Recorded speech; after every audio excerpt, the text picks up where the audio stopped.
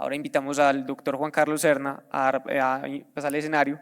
Él es cirujano general y docente de la Universidad de Antioquia, cirujano del Hospital San Vicente Fundación y Clínica del Rosario, quien presenta el tema trauma de cuello con lesión aerodigestiva. Bueno, buenos días. Muchas gracias por la invitación. Veo muchas caras conocidas, cosa que me alegra. Vamos a hablar hoy del trauma de cuello con énfasis en la lesión aerodigestiva. Recordemos que en el cuello hay un sistema muy importante que es el vascular, pero ese no lo vamos a tocar hoy pues por cuestiones de tiempo con relación al evento. Es necesario entender que el trauma, como lo vamos a ver, el enfoque del trauma va a variar mucho de acuerdo a la escuela que estemos hablando y de acuerdo a los recursos y a la experiencia con que se cuente. Yo les voy a mostrar lo que usualmente hacemos nosotros como escuela con los pacientes que se presentan con trauma de cuello. Entonces es importantísimo saber del tema porque si bien las lesiones en cuello no son tan prevalentes como otros tipos de lesiones, sí conllevan una gran mortalidad. Entonces, si vemos la primera gráfica, aunque la incidencia no es mucha, 5 al 10% de una incidencia que no ha variado mucho a lo largo de los años, la letalidad sí, ocupa casi que el primer puesto. Y es una letalidad que es fácilmente explicable porque si nosotros echamos cabeza, sabemos que durante mucho tiempo el cuello fue usado como sitio anatómico para la ejecución de las penas capitales, la guillotina, la horca, y esta imagen, que es una ejemplificación del asesinato de Héctor por parte de Aquiles, también nos dice mucho. Primero, que el cuello es un sitio anatómicamente expuesto. Si lo comparamos con otros sitios que tienen estructuras importantes como el cerebro, está cubierto por los huesos del cráneo o el corazón que tiene el esternón adelante y el resto de la caja torácica, el cuello no. El cuello, a pesar que tiene unas estructuras anatómicas importantes, está relativamente expuesto. Fue casi que un sacrificio evolutivo a cambio de la movilidad pues, que tiene el cuello. Y de esta imagen hay dos cosas que se pueden rescatar, aparte de eso. La exposición, porque a todos los que nos hicieron leer obligados la Ilíada, o a los más viejitos al menos, en el relato fue el único sitio que Aquiles encontró que Héctor tenía descubierto y fue por donde le clavó pues la lanza. Y lo otro es que para ellos ese era el sitio por donde más fácilmente escapaba el alma. Entonces eso nos habla de la letalidad de las lesiones en cuello. Siempre se ha destacado esta característica en los pacientes anatómicamente hablando del cuello, y es que es un sitio que tiene muchas estructuras en un espacio reducido, ¿cierto? Por ahí pasan más o menos 8 sistemas, algunos de ellos independientes. El día de hoy vamos a referirnos específicamente a dos, que es todo lo que sea faringoesofágico y la parte laringotraqueal. Esta última generalmente es la más expuesta, pero no siempre es la que más se lesiona. Anatómicamente hablando, el cuello empieza por encima de las clavículas y por detrás, a nivel de la vértebra C7, y arriba termina en el reborde mandibular y en la línea nucal, casi que ya en los huesos del cráneo. Esa división que ven ahí, que fue propuesta por Monson y Saleta en el 69, fue una división que se hizo de forma arbitraria en su momento, en un artículo de trauma vascular, y si nosotros la comparamos con la modificación que se hizo después por Ron y Christensen, lo único que cambia es la ubicación donde empieza la zona 2, que es en el borde inferior del cartílago cricoides. Eso en últimas pueda que no tenga pues mucha relevancia clínica porque aún así sigue siendo la zona 2 la más amplia y de pronto la más expuesta y de más fácil abordaje. De hecho, ellos cuando hacían el artículo lo hacían con miras a proponer algunas estrategias de manejo pensando pues en esa como la zona más fácil de explorar. Esta fue la modificación que se hizo. Dentro del cuello casi todas las estructuras importantes, no estoy diciendo pues que la médula espinal no lo sea, pero toda la parte aerodigestiva y vascular pasa por el componente anterior del cuello y por ahí en toda la superficie hay un músculo que se llama músculo cutáneo platisma, entonces hemos utilizado ese músculo para denotar qué pacientes tienen heridas penetrantes y qué pacientes no. Entonces se consideran penetrantes cuando atraviesan ese músculo platisma. El mecanismo del trauma en nuestro medio la mayoría de las veces será por arma cortopunzante o heridas por proyectil de arma de fuego. Cuando son heridas por proyectil, la gran mayoría atraviesan de un lado a otro, o sea, son transcervicales, pero no debemos olvidar que casi que cualquier estructura, cualquier objeto que sea capaz de chuzar o de cortar, se comporta como un arma cortopunzante. Y en ese sentido tendremos una gran variedad de mecanismos por los cuales se puede lesionar el cuello.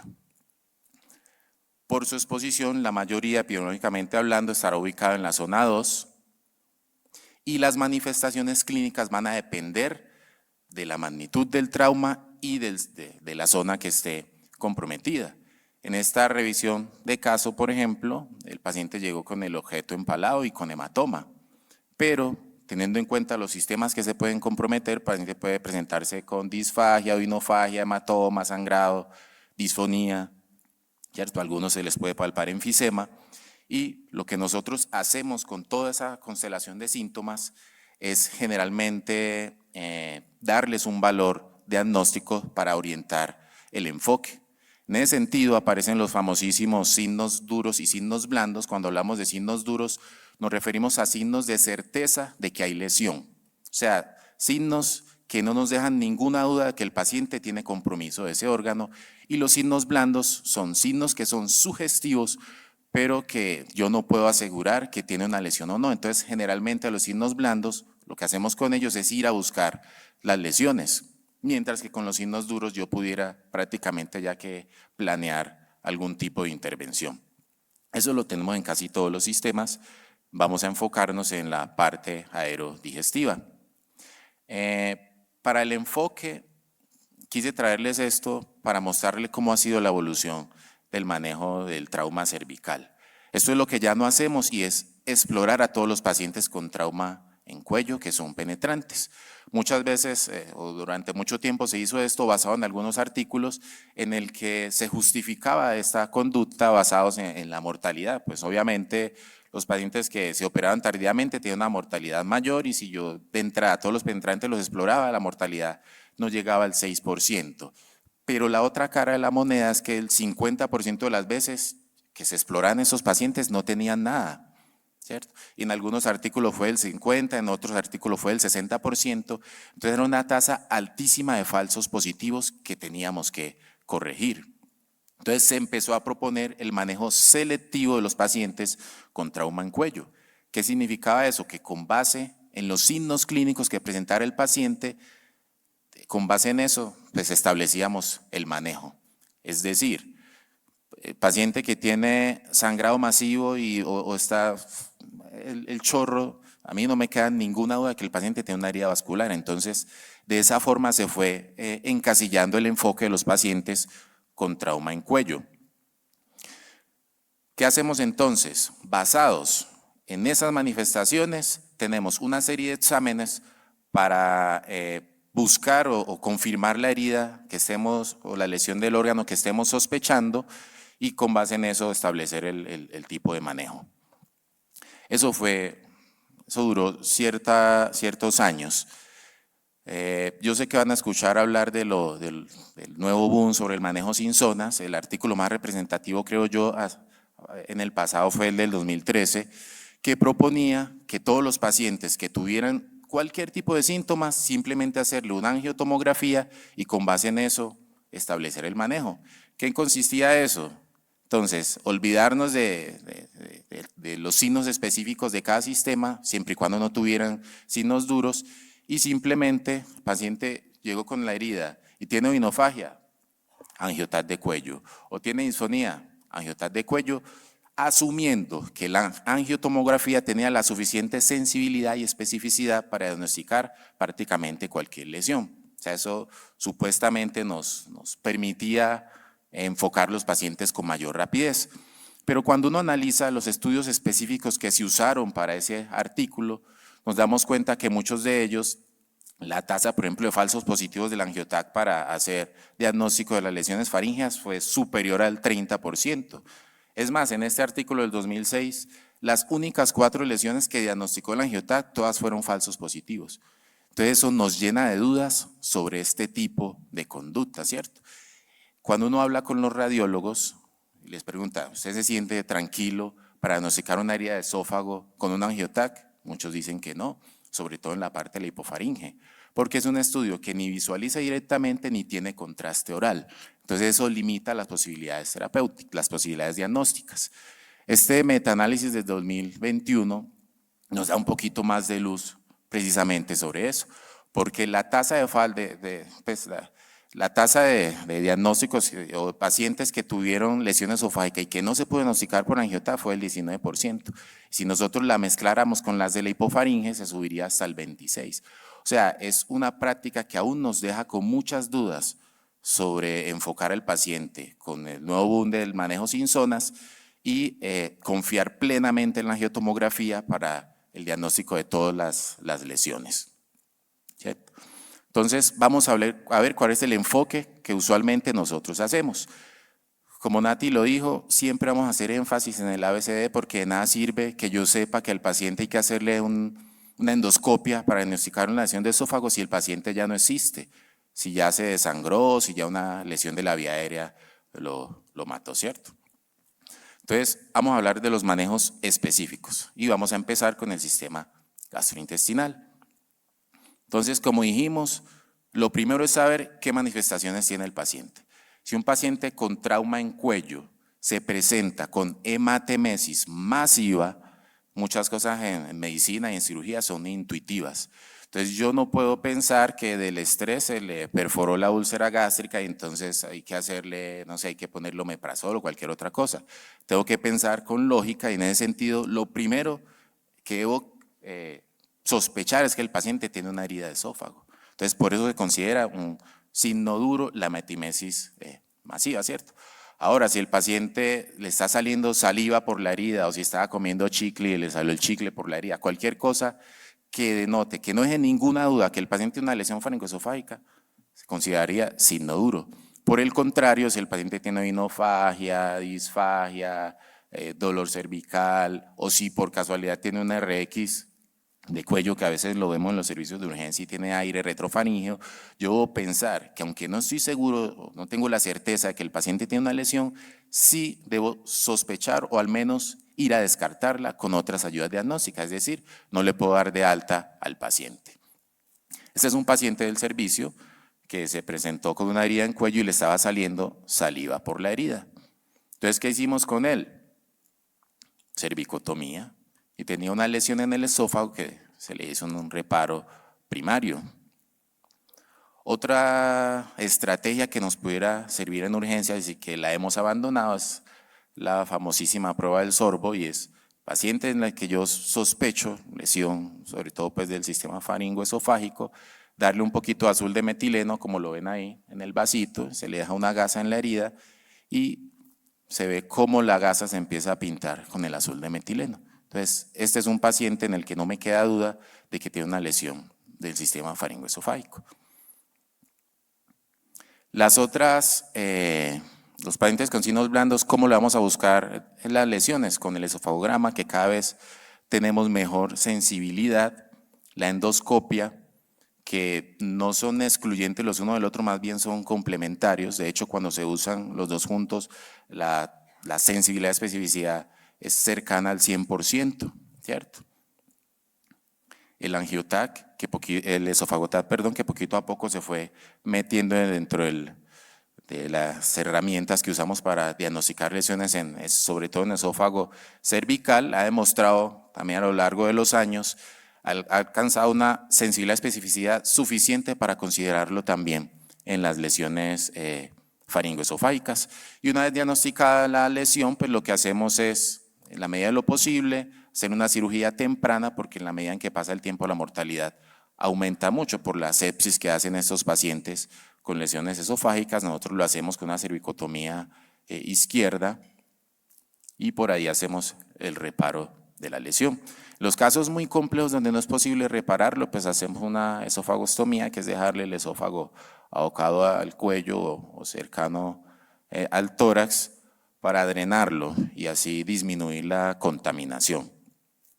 En algunas ocasiones es posible hacer manejo no operatorio, eso lo aprendimos de la escuela de Cali, y estos pacientes con herida en hipofaringe le pasamos una sondita, por ahí lo alimentamos y le hacemos un control en esofagograma a la semana, y si el paciente no presenta fuga, podemos dar por sentado que la herida se selló. Eso se ha trasladado a esófago, pero a lesiones muy pequeñas, generalmente menores de 1 centímetro, donde no hay salida importante del medio de contraste que usamos para evaluar la lesión. También se deja en reposo, con sonda, a veces con nutrición parenteral, y le hacemos un esofagograma de control para ver si ya la herida selló, y en ese caso pues daríamos por culminado el manejo. Este es un caso, un reporte de caso de un paciente que se le hizo manejo no operatorio, pero a través de una laringoscopia tenía una lesión en la hipofaringe. Entonces evaluaron la herida y sacaron el proyectil, pero porque tenía molestias locales. Usualmente no buscamos pues proyectiles para sacarlos. Resumiendo la parte faringoesofágica, ¿cómo quedaríamos? De acuerdo a las manifestaciones que tenga el paciente, si tiene signos duros, intervención. Si tiene signos sugestivos o signos blandos, vamos a ir a buscar la lesión generalmente con endoscopia, con esofagograma o con un esofagotac. Para los que se quieren adherir al protocolo sin zonas, pues tocaría hacer un angiotac primero y con base en los hallazgos del angiotac definir el manejo. Es prácticamente lo mismo, solo que el angiotac iría antes. Y por último vamos a hablar pues del sistema respiratorio. Recordemos que el respiratorio y el vascular son los de más alta mortalidad y letalidad. Los signos duros en la parte respiratoria será la dificultad respiratoria marcada, o el paciente que tenga una herida soplante, o sea, los que están respirando por la herida, no me debe quedar duda de que tiene una lesión de la parte respiratoria.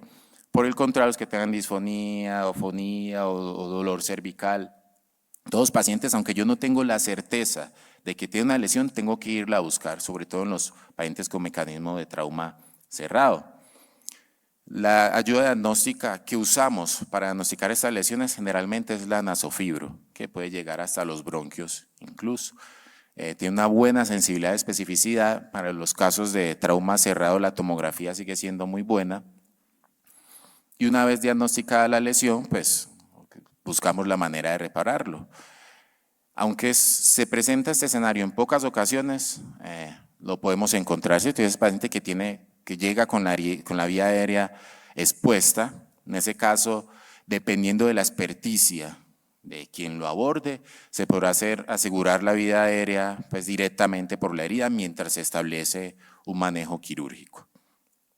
El abordaje generalmente lo hacemos con una cervicotomía transversa, o a veces nos toca extendernos con una esternotomía, y de acuerdo a la lesión, asimismo se planteará la reparación. Algunas veces será necesario simplemente una rafia simple, otras veces tocará hacer una reconstrucción más compleja.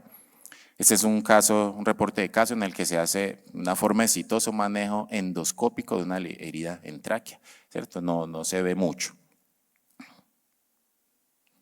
Y este es otro caso en el que el paciente consultó y tenía una herida soplante en el cuello. Se llevó a cirugía y se vio una herida en la tráquea que se reparó de forma exitosa. En los casos de trauma cerrado, cuando hay desconfiguración de todo el cartílago tiroides, pues tocará hacer una reconstrucción formal usando material de osteosíntesis, y en muchas ocasiones tocará dejar un molde faríngeo para evitar pues, las estenosis a futuro. También es factible el manejo no operatorio en algunos casos seleccionados, los pacientes con lesión en el sistema respiratorio, la parte laringotraqueal, con reposo, oxigenito. En ocasiones podemos usar esteroides para disminuir la inflamación, pero es factible. ¿Cómo nos quedaría el enfoque cuando la sospecha es lesión de la vía respiratoria? Entonces, lo mismo, ¿qué síntomas tiene el paciente? ¿Tiene signos duros o tiene signos blandos? Si tiene signos duros, intervención. Signos blandos, iremos a buscar la herida con una nasofibro o con una tomografía de acuerdo a la sospecha. Y de nuevo, para los que se quieren adherir a lo del manejo sin zonas, tocaría hacer un angiotac inicialmente y con base en los hallazgos definir si el paciente tiene una lesión o no. Como les digo, esta no es una conducta ampliamente aceptada, aunque uno lo que observa en la literatura es que de pronto cada vez más escuelas se van adhiriendo, pero publicando su propia experiencia al respecto.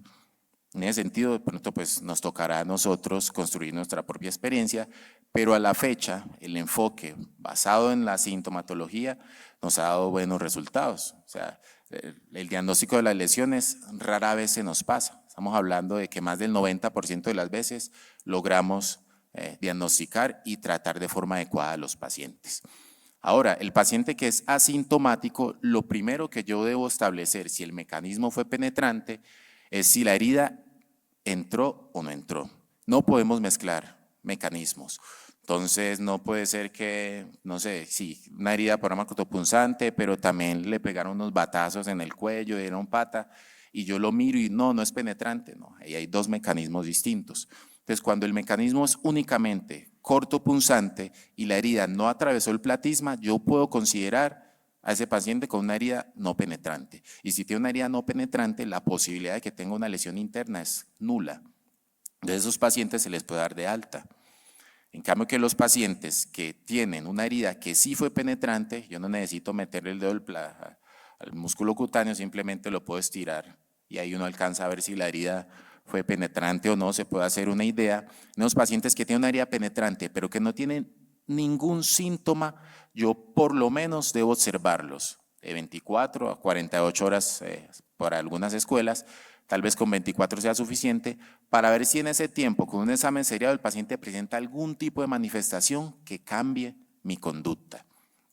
Ahora, en el caso de que por casualidad un paciente tenga una herida por proyectil y esté totalmente asintomático, lo cual es sumamente improbable, porque aunque hematoma hacen, pero si yo llegase a encontrarlo, ese paciente requiere por lo menos una tomografía así esté asintomático.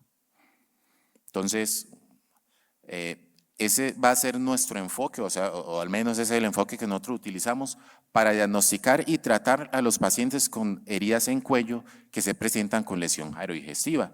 Entonces podemos concluir que aunque es un trauma poco común, como dijimos al principio, se acompaña de una alta letalidad. Por lo tanto, es necesario saber del tema. La evolución del enfoque pues, ha cambiado a lo largo de los años, ya lo mostramos.